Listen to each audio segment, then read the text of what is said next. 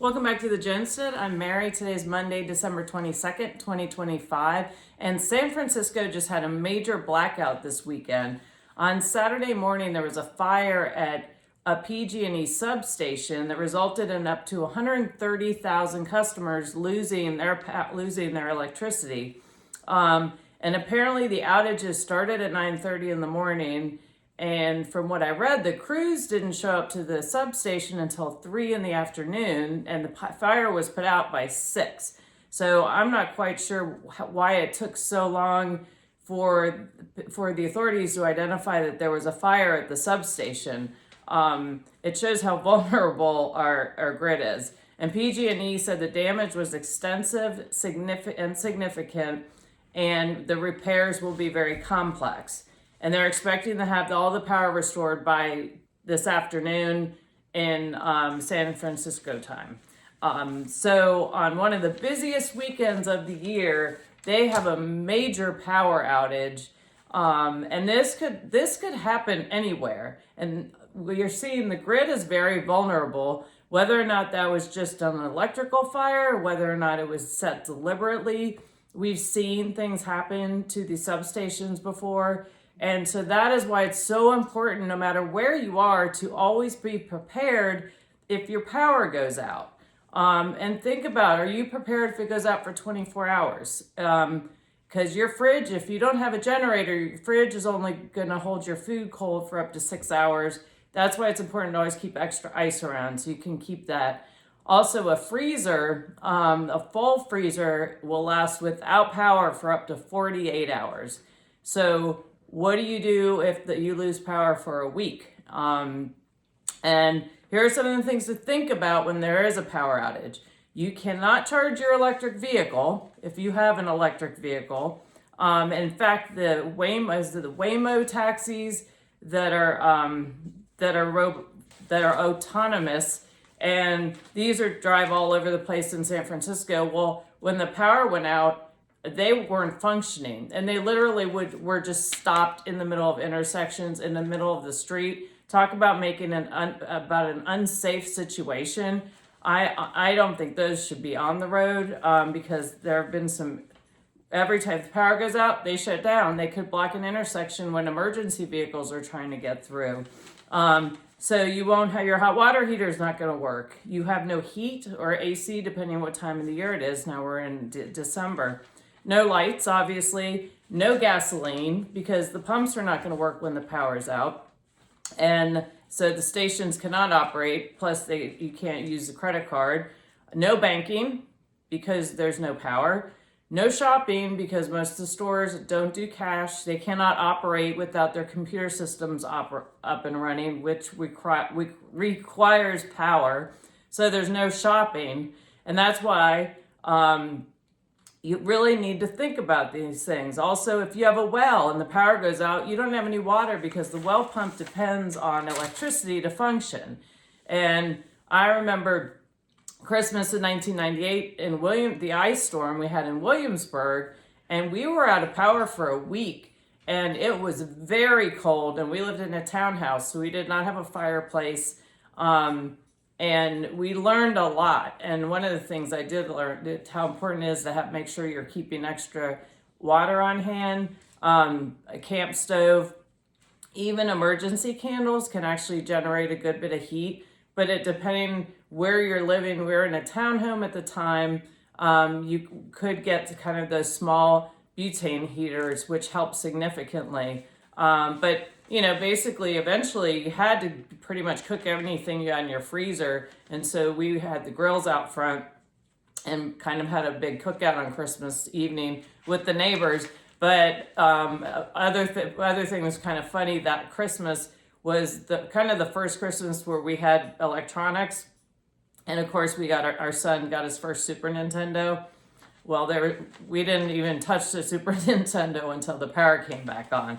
But it was extremely inconvenient. It was very cold, and you don't have any hot water. So it is important to really think about, how do you prepare. And we were young, so we could deal with the cold, whereas older people, they can't handle that. So how do we stay prepared? Make sure you always have extra food and water. A generator is so important. You can even get a small one that'll just keep your refrigerator and a light running. Camp stove, firewood, first aid kit. Keep your cars topped off with fuel. Baby formula and diapers, always good to have extra on hand. Maybe put that on a Christmas list for gifts for this year, because it's expensive, but it's very important. Those are things you really need to have. And baby wipes, even if you don't have children. Medicines, having extra animal supplies on hand. In fact, I always keep extra carprofen around, because Kona tends to throw herself into things. And in fact, on Thursday night, she was chasing something and she tweaked. I don't know if we couldn't figure out if it was her knee or her hip or what it was. I know it sounds strange, but the way she was in a lot of pain. And when I called the vet Friday, they couldn't get her in until Monday. So thankfully I had anti-inflammatory on hand, and she's actually doing really well. I haven't even needed to take her to the vet. So whatever she tweaked, she was very uncomfortable for about 24 to 48 hours, and now she's doing a lot better. But thank goodness I had extra pain meds on hand to help her get through that. So again, an animal supplies, extra food. You want to make sure you have security. Make sure learn self-defense skills. I practice Taekwondo. I mentioned before, I earned my second degree, black belt, in the spring, and I continue to train, learning physical self-defense skills. And then there are other tools that you can look into getting, whether or not it's a pew-pew. If you want a non-lethal, think about a Byrna, B-Y-R-N-A, and I'm not affiliated with them, but we have a Byrna, and it's a great product. It's definitely worth something to look into. And even a baseball bat. But you've got to be careful, especially if you've got power outages. People right now are really struggling financially, so there's a lot of stress going on. And then if power goes out for an extended period of time, and somebody needs to get food for their family, they're going to do whatever it takes, and they will take your food if they can get to it. And even in Virginia, in Henrico County Police just put out a press release that they've issued a crime alert that there's a South American theft group burglary trend going on in Henrico County. And they said to look out for, they'll come in a nice SUV, and then they'll kind of drop people to walk around the neighborhood just to keep an eye out for that. But again, make sure you're paying attention to your security. Maybe look into, if you don't, having dogs is an excellent security measure that you can take as well. It's a really good deterrent for people. If somebody walks up to my front door, the dogs know it, and whoever's at the front door is going to hear the dogs. So, but think about that. Don't underestimate how quickly things can get very, very dangerous. So maybe pay some attention to that. If that's a section of kind of your checklist, excuse me, that you feel like you really need to work on, I would focus on that. And so you've got to watch out for the looters. And speaking of looters, after I've been talking about the fraud that's been going on in Minnesota, the Somali COVID fraud, and now it's at least at $9 billion. Well, if any of you have followed anything that's going on in Maine, the Maine governor is as bad as Tim Walz. And there is a very large population of Somalis in Maine. Well, recently the Maine Wire has reported that Abdullah Ali, the executive director of health services contractor Gateway Community Service, was accused of ripping off taxpayers by overbilling Maine Care to the tune of $800,000. Now, that's just the start probably. No, that's not $9 billion. But here's where it gets really really unbelievable. It says, let me flip on this article real quick. It's the main wire. The head of a local nonprofit is accused of lashing out at a local journalist over an investigation, while members of his family allegedly put a bounty on the head of a journalist in Somalia for sharing the reporting. And also, while he was skimming, he was overbilling, and then he was using that money to fund his campaign. He's running to be warlord of Jubaland. And he's very cozy with Janet Mills. There she is right there. I don't know if you can see her, the governor of Maine, who is, again, you have to, Mainwire does an incredible job reporting on these things.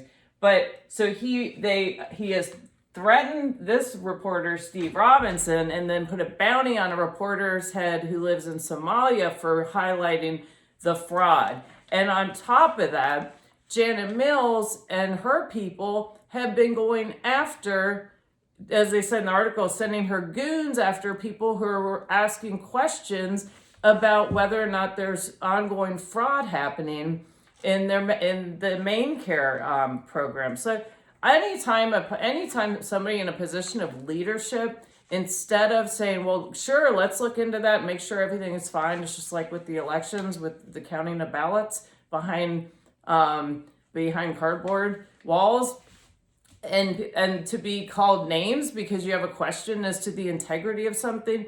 That to me tells you you're dealing with somebody who is not on the up and up. And we have a lot of that going on right now. And I'm hopeful, I pray that can change. And it is such a shame because Maine is a beautiful state.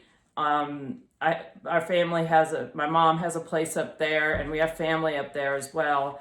And it is beautiful. The leadership is just awful. So I have a feeling like with Minnesota, we are going to see more and more fraud issues coming to light that are being done by these people that were brought here from Somalia. So anyway, so just thought I'd share that with you. And also silver and gold are still making a run. They're going up. Silver was up just a bit today, but it's at $68.59. Gold's up at, last I checked, about $100. It's at $4,442.85. But that's good. It's good, but it's also a signal that the dollar is weakening and the feds are going to are pumping more money into the system. So our dollar, the fiat system, is weakening. And so we're seeing gold and silver going up. And our U.S. national debt is still ticking up. It's at 38 trillion. 0.5, and that's why it's so important. And I keep saying this, I think, in every video. Be as self-sufficient as you can. Protect yourself against the things that you can't control, the decisions that people are making, and just really make sure you protect yourself. Have extra savings on hand if you have an emergency, extra food, extra water. And I thank you for watching. If you have any other suggestions, please feel free to put them in the comments at the bottom. And please like, subscribe, and share. And I look forward to talking to you all again soon. Have a great day.